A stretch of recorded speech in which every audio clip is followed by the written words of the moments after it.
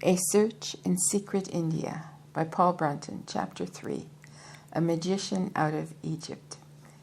It is a singular fact, and perhaps a significant one, that before I can begin to try my luck in this strange quest, Fortune herself comes in quest of me. I have not even taken the tourist's privilege of exploring the show places of Bombay. All I know of the city can be comfortably written down on a postcard. My trunks, save one, remain in a sedate, unpacked condition. My sole activity consists in an attempt to familiarize myself with the surroundings in the Hotel Majestic, which a shipboard acquaintance had described as one of the most comfortable hotels in the city. It is through this activity, then, that I make a startling discovery. For staying as a fellow guest of the hotel, I find a member of the magician's fraternity, a weaver of strange spells, in short, a wonder worker in the flesh. Not that he is one of those juggling fellows, mind you, who make their own and theater's fortune by bewildering jaded audiences.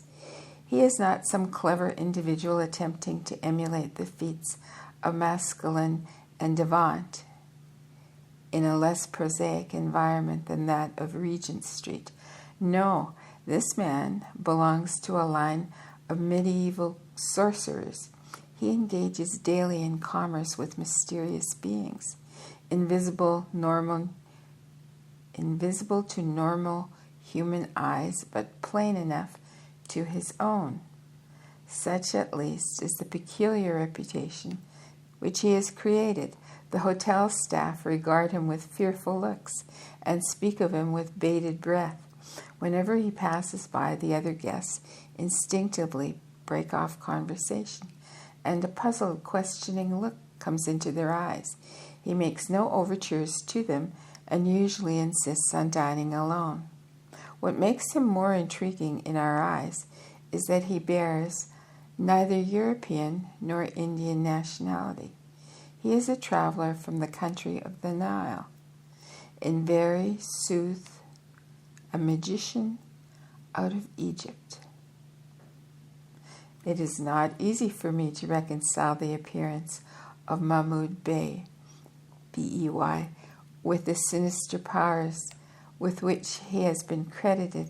Instead of stern visage and lean body, which I look for, I observe a good-looking, smiling face, a well-built figure with massive shoulders, and the quick walk of a man of action. Instead of the white robe or voluminous cloak, he is sprucely dressed in well-fitting, modern clothes. He looks like a handsome Frenchman, such as one might see any evening in the better restaurants of Paris. I ruminate upon the matter for the rest of the day. Next morning I wake up with a clear-cut decision. Mahmud Bey must be forthwith interviewed. I shall get his story, as one of my fellow scribes of the press might say. I write a few lines expressive of my desire on the back of a visiting card, and then in the right-hand corner I draw in tiny characters a certain symbol which will indicate that I am not unfamiliar with the tradition side of his mysterious art, and which I hope may help me to obtain an interview. I slip the card into the hand of a soft-footed servant, add a silver rupee, and send him up to the magician's room. 5 minutes later, the response arrives. Mahmud Bey will see you at once, sir. He is just about to take breakfast and invites you to join him. This first success encourages me. The servant leads the way upstairs, and I find Mahmud Bey seated at a table whereon there is tea and toast and jam. The Egyptian does not rise to meet me. Instead, he points to a chair opposite him and says, in a clear, resonant voice, "Please be seated. Excuse me, but I never shake hands." He wears a loose gray dressing gown. There's a leonine mane of brown hair on his head. A curling lock strays over his forehead. His teeth flash white in a charming smile, and he asks, "Will you share my breakfast?" I thank him. Over the cups, I inform him of the awe-inspired reputation which belongs to him in the hotel, and of the prolonged meditation in which I have indulged before having the temerity to approach him. He laughs heartily and half raises a hand in the air as a gesture of helplessness, but he says nothing. After a pause, he asks, "Are you representing any paper?" "No, I have come to India on a private mission to study some out-of-the-way things and possibly make a few notes for literary work." "Will you stay here long?"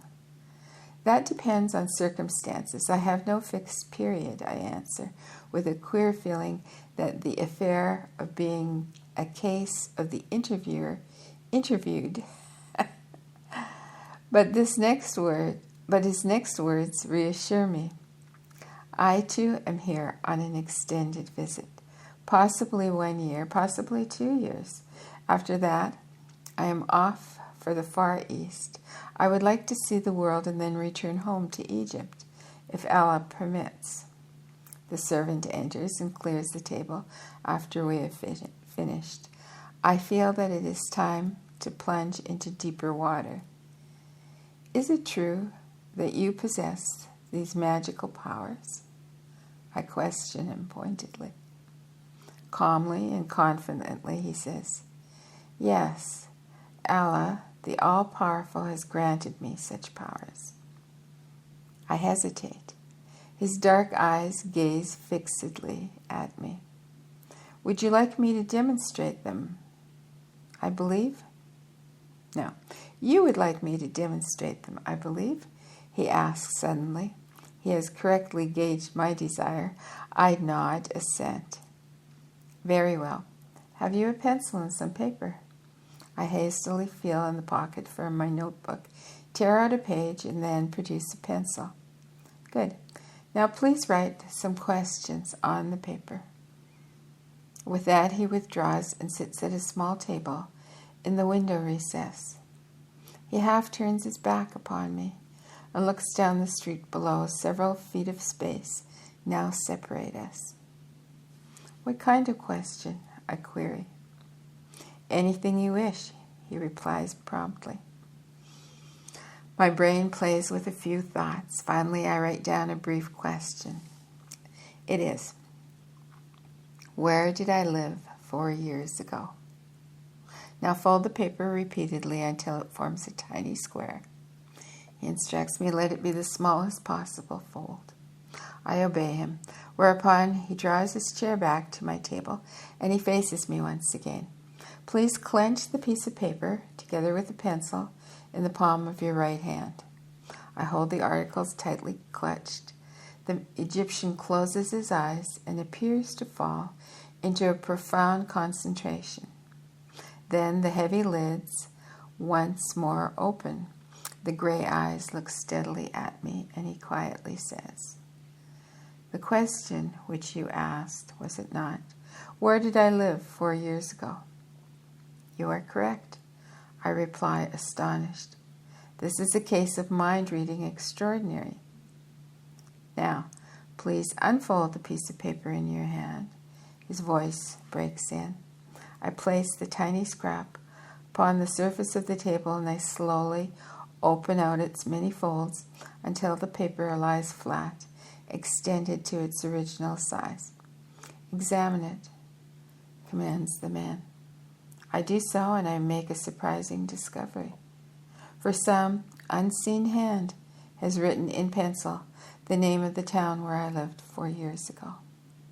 The answer has been placed immediately beneath the written question. Mahmoud Bey smiles triumphantly. "There is the answer. Is it correct?" he demands. I give a wondering assent, for I am baffled. The feat hardly seems credible. As a test, I ask him to repeat it. He readily agrees and moves away to the window while I write down a further question Thus he avoids any possible accusation of being close enough to read my writing. Besides, I watch him carefully, and I note that his eyes are set upon the colorful scene in the street below.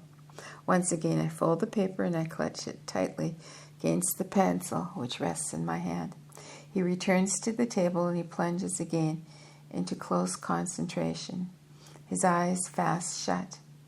Then come the words. Your second question. What journal did I edit 2 years ago? He has given my query quite accurately. Thought reading again, I presume. Once more he requests me to unfold the tiny scrap in my right hand, and I place it on the table, and it reveals to my astonished gaze the name of the journal in question, clumsily written in pencil. Conjuring? I dismiss the suggestion as absurd. The paper and pencil were supplied from my own pockets. The questions were unmeditated, while Mahmud Bey has scrupulously put several feet between us at each writing. Moreover, the entire feat has been performed in morning daylight. Hypnotism? I have studied the subject, and I know well when any attempt at undue influence is being made. I know equally well how to guard against it, and the mysteriously added words still remain on the paper. I am baffled again. For a third time, I request the Egyptian to repeat the experiment, and he finally agrees to a final test. And from this, he emerges completely successful.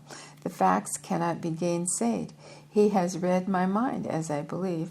He has somehow, by some inexplicable magic, caused certain words to be written by an invisible hand upon a piece of paper which I clutch tightly in my hand. And finally, those words form correct replies to my question. What is the strange process he uses? As I ponder over the matter, I feel the presence of uncanny sources. To the normal mind, the thing is incredible. It is something alien and something apart from sane existence. My heart almost stands still with a sense of eeriness. Have you men in England who can do this? He asks, half boastfully. I am compelled to admit that I know of none who can perform the feat under similar test conditions, though several professional conjurers can doubtless perform it if allowed to use their own paraphernalia. Would you care to explain your methods? I inquire weakly, fearing that in asking him to reveal his secrets, I am asking for the moon. He shrugs his broad shoulders. I have been offered large sums of money to give my secrets away, but I do not intend to do so yet. You are aware that I am not entirely ignorant of the psychic side of things, I venture. Assuredly, if I ever come to Europe, which is quite possible, you may be able to render certain services to me. In that case, I promise to train you in my methods so that you could do the same things if you wish. How long does that training last? That would differ with different people. If you worked hard and gave the whole of your time to it, 3 months would be enough to give you an understanding of the methods. But after that, years of practice may be required. Can you not explain the broad basis of your feats, the theoretical side alone, without explaining your secrets? I persist. Mahmud Bey muses over my query for a while. Yes, I'm willing to do that for you, he answers softly. I feel for my shorthand book. I draw it out of my pocket and poise the pencil in readiness to take notes. No, please, not this morning, he protests, smiling. I am busy. You must excuse me now. Come here tomorrow at 1 o'clock. No, at 1 hour before noon, and we shall continue our talk. And then there's a footnote, and it says, the scrap of paper remained in my possession for several months, and the writing did not disappear during the whole of that time. I showed it to 2 or 3 persons who had already identified the added answers. It is therefore evident that the experiment had not been a hallucination. Precisely at the appointed time, I sit again in Mahmoud Bey's room. He pushes a box of Egyptian cigarettes over the table towards me. I pick one out and he proffers the light and remarks, "These come from my native country. They are good." We lean back in our chairs, puffing a few preliminary whiffs. The smoke is fragrant, aromatic. Certainly these cigarettes are excellent indeed.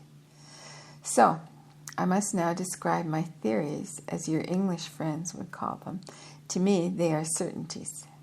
Mahmoud Bey laughs good-naturedly. Perhaps you will be surprised to hear that I am a man expert in scientific agriculture and that I hold diplomas in the subject.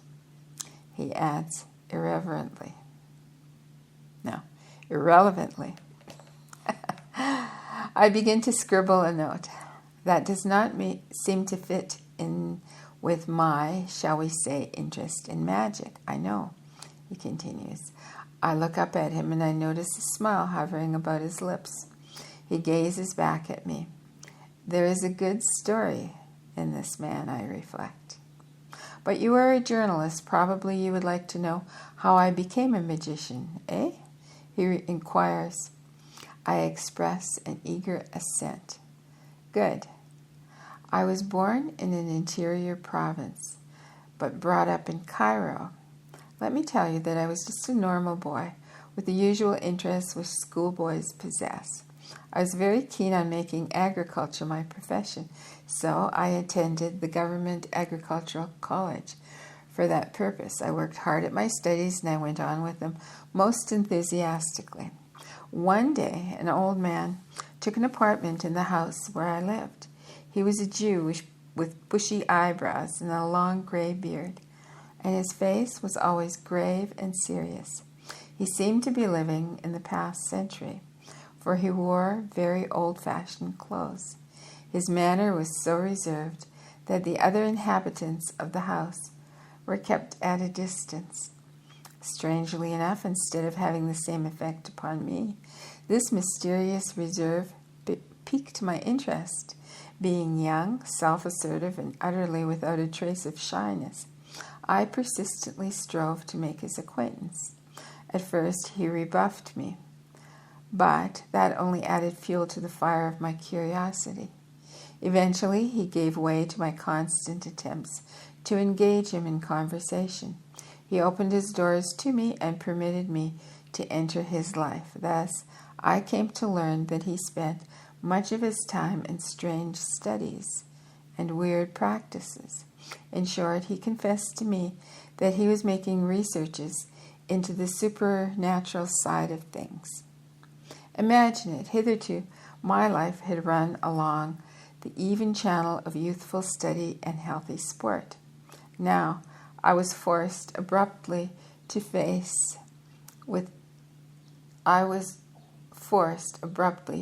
to face with a totally different kind of existence, and it appealed to me. The thought of the supernatural did not frighten me, as no doubt it would have done some other boys. Really, it thrilled me, because I saw the possibilities of great adventures opening up through it. I begged the old Jew to teach me something about the subject, and he yielded to my desire. In this way, I was brought into a new circle of interests and friends.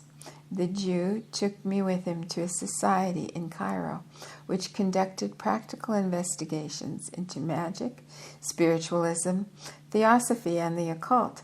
He often delivered lectures to them.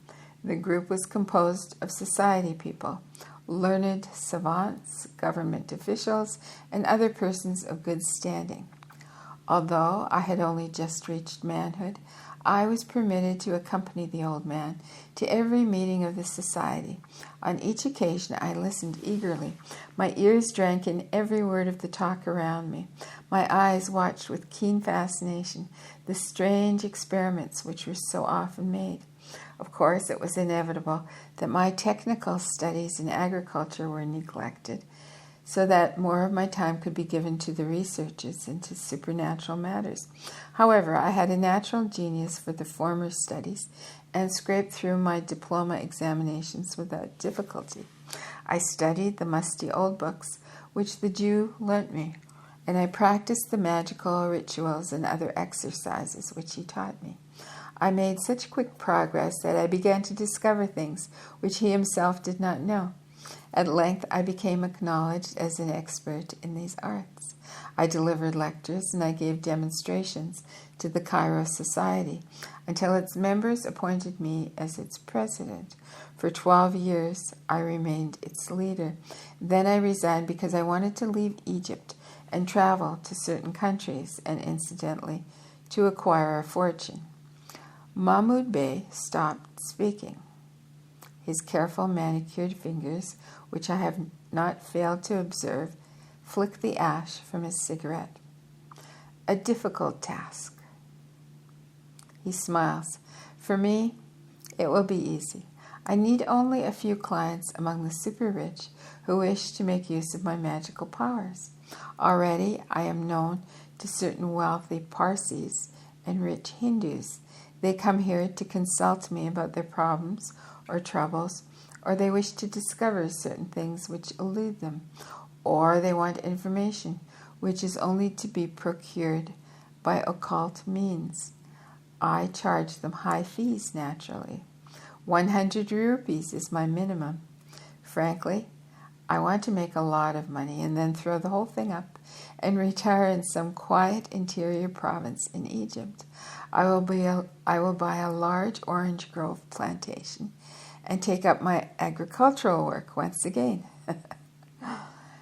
Did you come here direct from Egypt? No, I spent some time in Syria and Palestine after leaving Cairo. The Syrian police officers heard of my powers and occasionally asked me to help them. Whenever they were puzzled by some crime, they used my services as a last resort. Almost always I succeeded in finding the criminal for them. How were you able to do that? The inner secrets of the crimes were revealed to me by my attendant spirits, who created a vision of the scenes before my eyes. Mahmud Bey relapses for a minute into reminiscent thought. I wait patiently for his next words. Yes, I suppose you could call me a practicing spiritualist of a sort, since I do invoke the aid of spirits, he goes on. But I am also what you would call a magician in the real sense, not a conjurer, as well as a thought reader. I do not claim to be anything more than this. His claim is sufficiently startling to require no further additions. Please tell me something about your invisible employees, I ask him. The spirits? Well, it took me 3 years of difficult practice to get my present control of them. You see, in the other world, which exists outside our material senses, there are bad as well as good spirits. I try to use good spirits only. Some of them are human beings who have passed through what the world calls death, but most of my attendants are jinns, Jinns.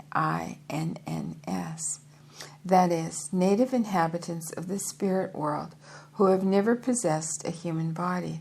Some of them are just like animals, others are as shrewd as men. There are also evil jinns. We call them jinns in Egypt, and I do not know any suitable English word for them, who are used by low sorcerers, especially by the African witch doctors. I refuse to have anything to do with them. They are dangerous servants, and will sometimes turn treacherously on the man who is using them and kill him. Who are these human spirits that you employ? I can tell you that one of them is my own brother. He died some years ago, but remember, I'm not a spiritualist medium, for no spirit ever enters my body or is allowed to control me in any way.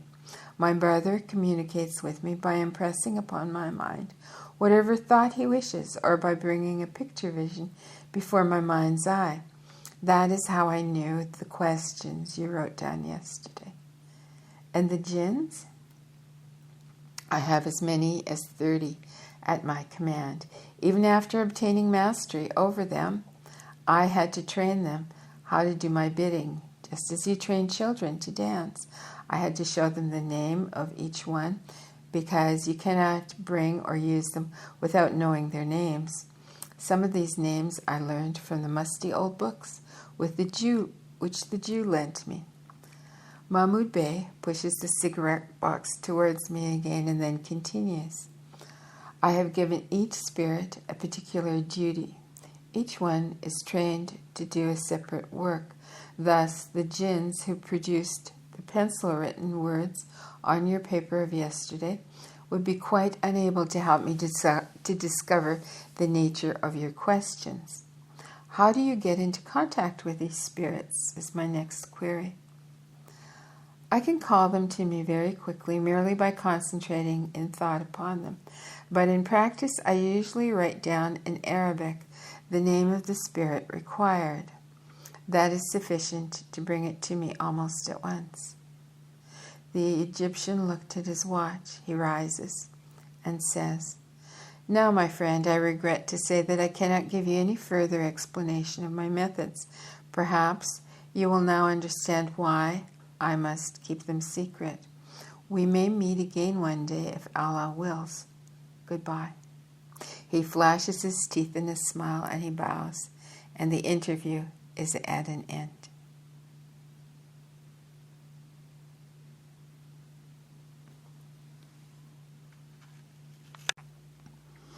A Search in Secret India by Paul Brunton. Chapter 3, Part 2. Night in Bombay. I go to bed late, but not to sleep. The heavy air suffocates me. It seems to contain no oxygen. Its heat is intolerable. The whirling blades of an electric fan which hangs from the ceiling bring little relief, certainly not sufficient to induce my weary eyes to close. I find that the simple act of breathing is a distinct labor. The air is hot enough to hurt my inexperienced lungs with every dilation. My wretched body becomes flaccid and drips a continuous stream of perspiration which my pajamas soak up. Worse, my oppressed brain finds no rest. The devil of insomnia enters my life this night and is destined to haunt me until the day when my shoes tread Indian soil for the last time. I have begun to pay the inevitable price for acclimatization to the tropical world.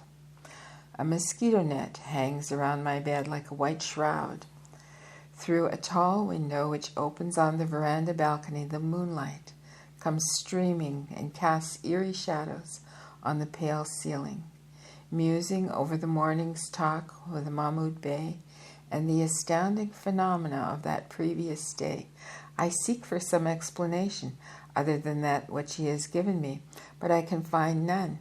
If those 30 or more mysterious servitors of his really exist, then one is back in the medieval period when, assuming legend does not always lie, magicians flourished in every city of Europe, though often hindered in their dark work by church and state. The more I seek for an explanation, the more I retreat baffled. Why had Mahmud Bey instructed me to hold the pencil simultaneously with a piece of paper?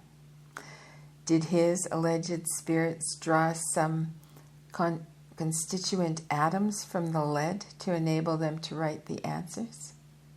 I cast about in memory for instances of similar feats. Does not the famous Venetian voyager Marco Polo relate somewhere in his book of travel how he came across certain magicians in China, Tartary, and Tibet, and how they were able to perform pencil writing without contact?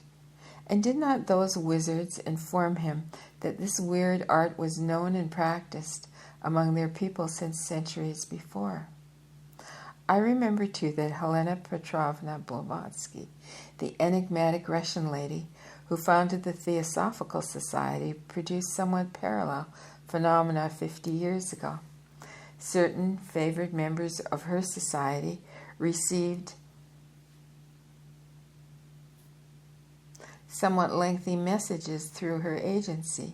They propounded philosophical questions, and the replies were scrawled, precipitated she called it, upon the actual letter paper bearing the questions.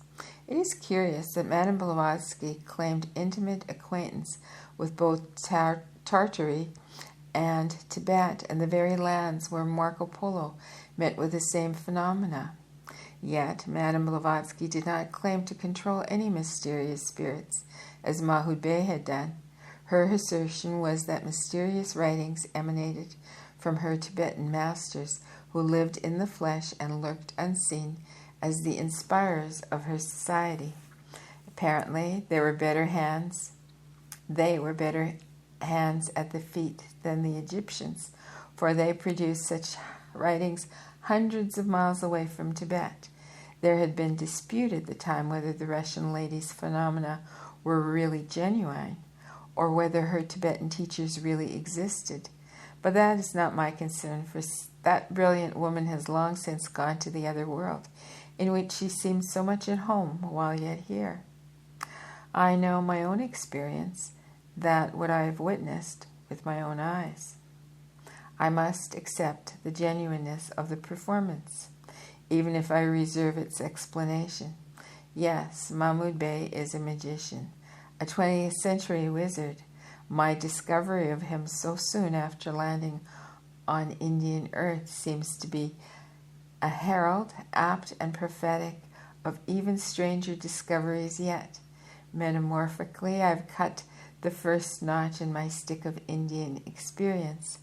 Actually, I have put down the first note on the virgin white papers of my notebook. And that concludes Chapter 3. Chapter 4 is entitled, I Meet a Messiah. Till soon.